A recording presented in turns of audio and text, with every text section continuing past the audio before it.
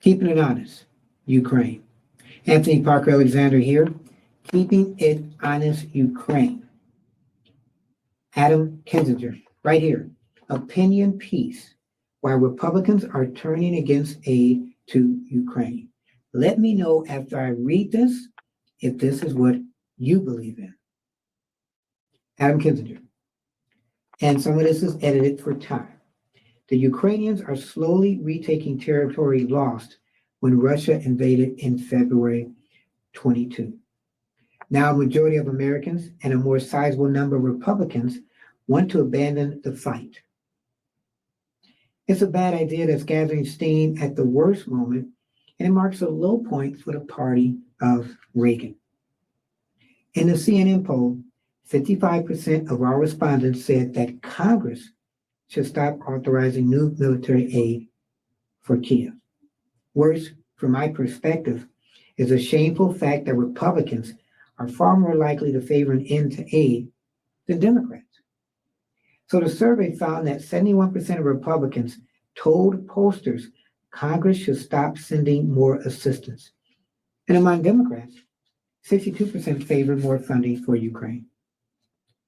From where I stand, the poll's findings reveal that many in my party would turn their backs on friends who are risking their lives in a fight for democracy.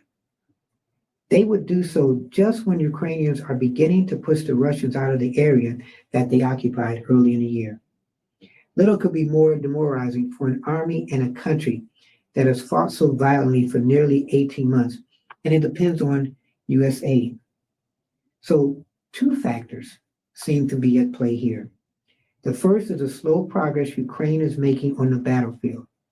Hopes that Kiev's summer counteroffensive would see its forces taking back huge swathes of territory have crashed against the reality of Russian fortification.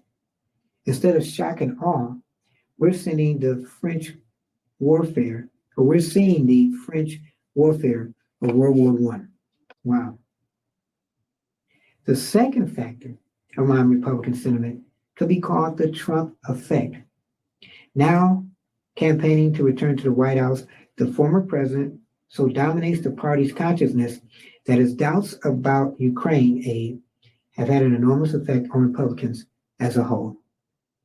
Before Donald Trump, Republicans were not the type to abandon the fight for a strategic partner's democracy, handing a potential victory to Russian President Putin.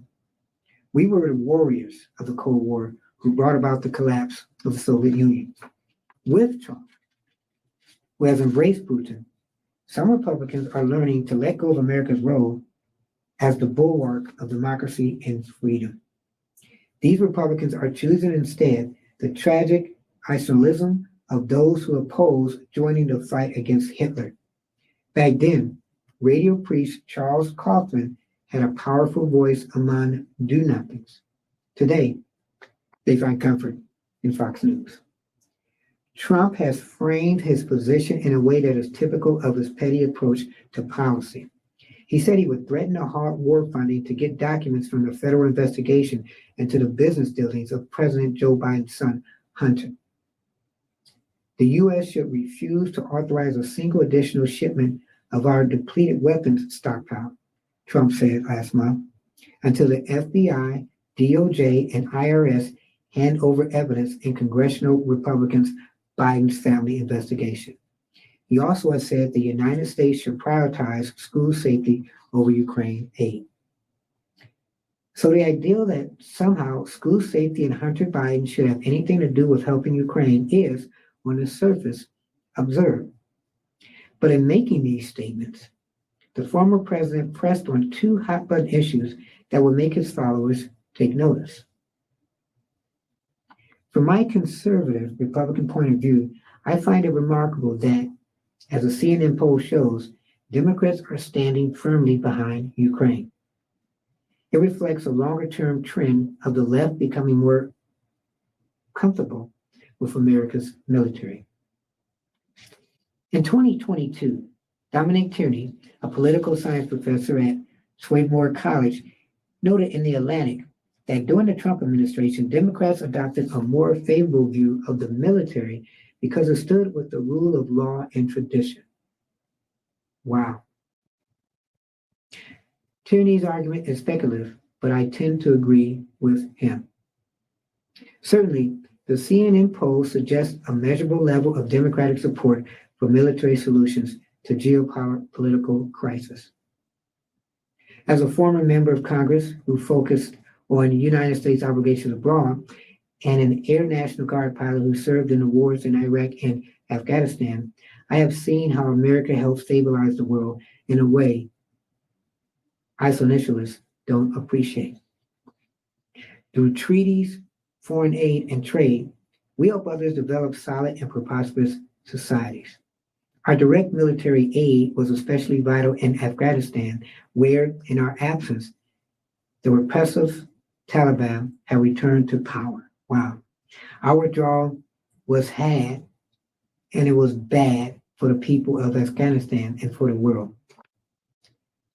Florida Governor Ron DeSantis, Trump's chief rival for the 2024 Republican presidential nomination, said in March that America has no vital interest in Ukraine and called the war a territorial dispute.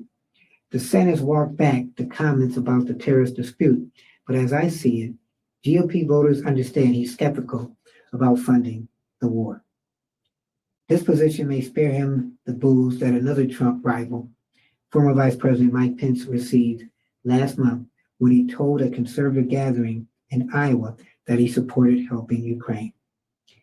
Former New Jersey Governor Chris Christie was in Kiev recently, where he showed his support for the fight. However, it's unclear if anyone may be listening to him.